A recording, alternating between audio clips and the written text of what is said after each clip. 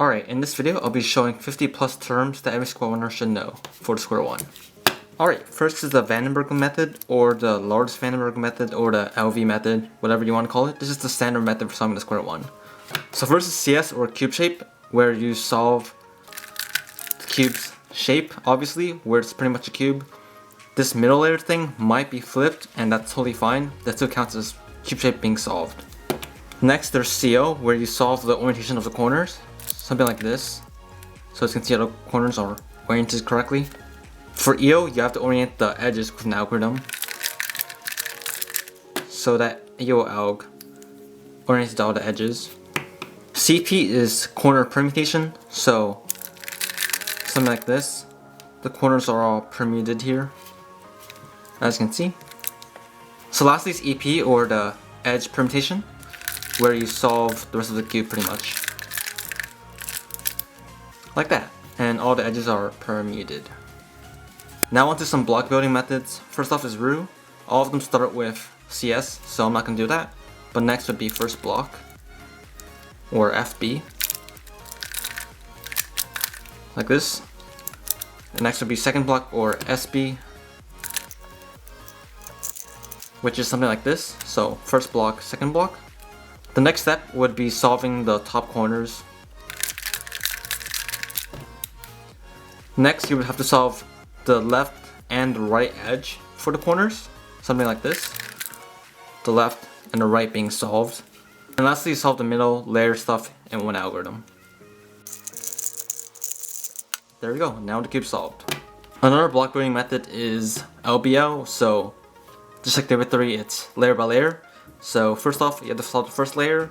The most common way to do this is probably to do like a left block, right block, and then middle slice stuff. So first left block, like this, and then right block, like this, and then the middle pieces. And then the last step is just to do PLO, something like this.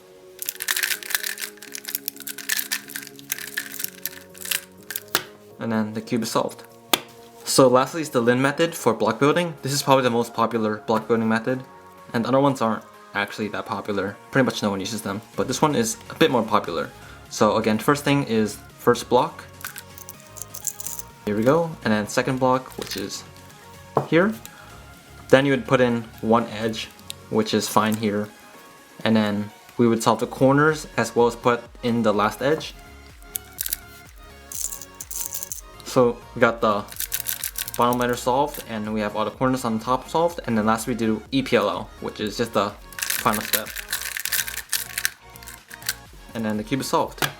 So for Lin, a good continuation for the method is to do PLO plus 1, which is after you solve the first block, second block, and the final edge, you do the last edge, the corners, and EPLO in one step, or one algorithm. And it goes something like this. You have this case here, and then you do an algorithm. And then that's also a cube. So for the Vandenberg method, instead of doing CO and then EO, you can combine it into one step called OPO, or orient both layers. And it goes something like this. And similarly, you can combine CP and EP into one step, which is called PBO, or permute both layers, which is something like this. So in square one, there is parity, which is pretty unfortunate. So here's many ways you can do it. So for Vandenberg, the main method for doing it is after doing CP, you do EP with parity, which is called EPP, or EP parity. And then it goes something like this.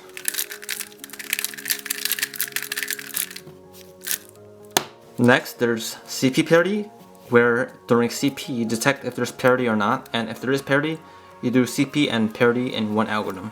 Something like this.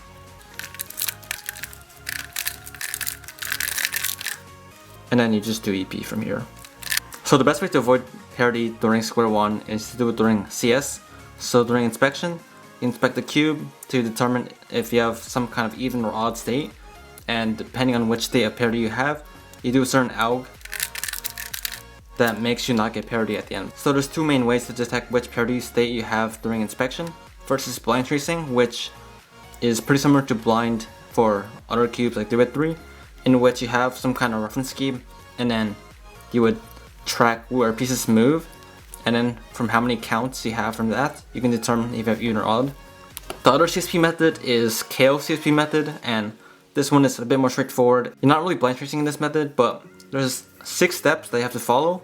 I'm not going to go through all of them in this video, of course, but I do have a tutorial on it if you want to check it out, which will be in the description.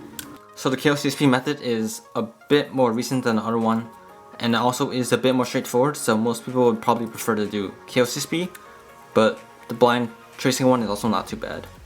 COP is CO prediction, so during inspection you look at the corners, predict where they go, and then do your solve, and then you predict the CO. There's also PCOP, which is partial CO prediction, in which you don't predict the whole CO, but you predict one piece from it, and from that one piece you can kind of look ahead to do CO, like that. So as I mentioned before, sometimes you got this piece here that's flipped, so this is called an equator or a bar. So this would be something called a bar flip or an equator flip. Something else that might happen is you have the pieces on the wrong side. So for example, I have black on top and white on bottom, which is not correct for my color scheme at least. So I would fix that like this. I put white on top, black on bottom, which solves the cube, and this is called a side flip. So whenever I do one of these, it's called a slice or a slash. So like Divot 3, a lot of things are measured by turns, but in Square 1, a lot of things are measured by slice. So for example, if you have an algorithm, its efficiency is measured by how many slices it is, usually. So for example, this is called a 4 slicer because it can be solved in 4 slices. So SPS is slice per second, that's how many slices you can do in 1 second. It's pretty much the Square 1 equivalent of TPS or turns per second for Divot 3. So if it's solved at high SPS, it pretty much means that they're turning extremely fast or pausing really little. An MS would mean a magnetic slice. That means the top and bottom layers are not magnetized, but the middle layer is. So this wouldn't click into place, but this would. So in Divot 3, after you do PLO, you might have to do a U move, and that's called AUF or adjust upper face. For Square 1, there's ABF, adjust both faces, or you could do AUDF, which is adjust upper and downer faces. So it's the AUG, and then you adjust the upper and bottom faces to solve the cube. M2 on Square 1 is pretty simple, it just goes like this, and that does an M2 to the cube, and it actually is an M2 if you try this in Divot 3. The M2 is actually a huge part of Square 1, and it's in a lot of AUGs you might not even expect. For example, in AdJads, it's a slice, and then you do the M2, and then undo the slice, and that solves this case. The M2 is also in a lot of EOs, so if you do slice, M2, slice, that solves this EO. So yeah, it's in quite a lot of AUGs. Now onto turning styles. First is Polish.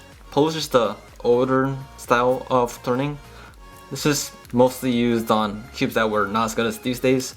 So it goes like this. Pretty much you're regripping after every slice. It's pretty bad because it's not efficient with being regripless, but with old hardware, you kind of had to do this. With Western turning, you're actually turning regripless, something like this. So pretty much you're alternating each slice like this, instead of like going like Polish, where you're going up slice every single time, you're alternating up, down, up, down. This pretty much allows your AUGs to be regripless and makes them much faster.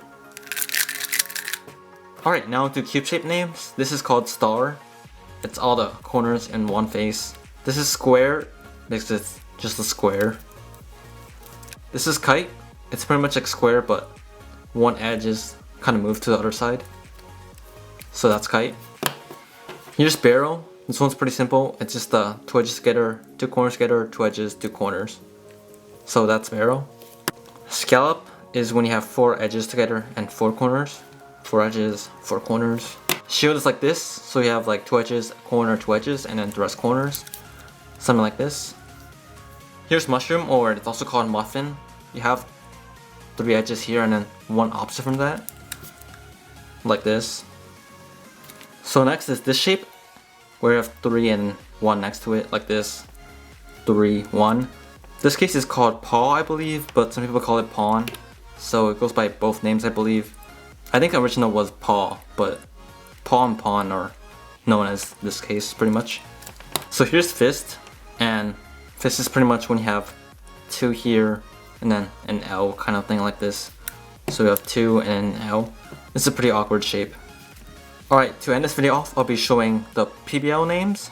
So for regular PLLs, they're pretty much the regular PLLs, of course, like A, E, F, G, H, whatever. But for parody ones, a lot of people don't know these names, so I'll just go through them right now. First is Edge, which is short for adjacent. Here's Op, or opposite. So opposite edges have to switch. Here's O, so there's no blocks, but the edges are going like an O shape, kind of like this.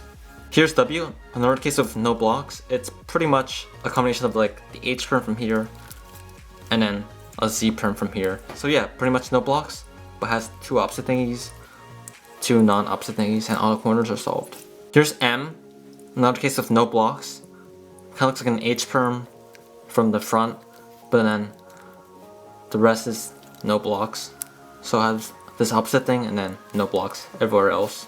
Here's PN. This one's pretty simple, just 2 big blocks and then an opposite swap. PJ is when you have 2 corners swapped, like this. 1 big block here and then just 2 corners here. So here's Q. This has no blocks and it's an opposite swap thing. But if you notice, all the edges and corners, they go like this. Kind of like the angle U to the E perm mat. Here's X.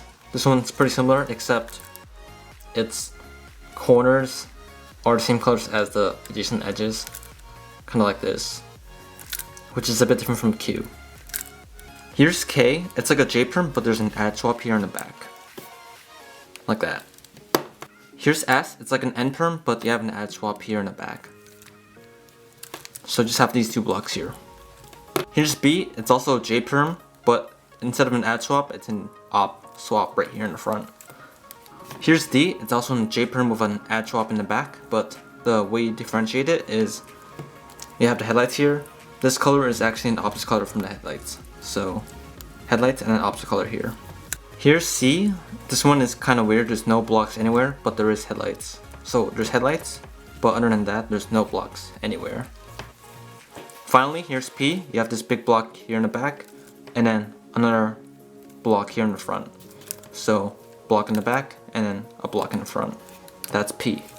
So yeah, that's pretty much it for the terms in this video. There are a few more terms out there for Square One, but I put all the ones that I thought were pretty important into this video. And I think that's good enough with these 50+ terms. So hopefully you found this video informative. Thanks for watching.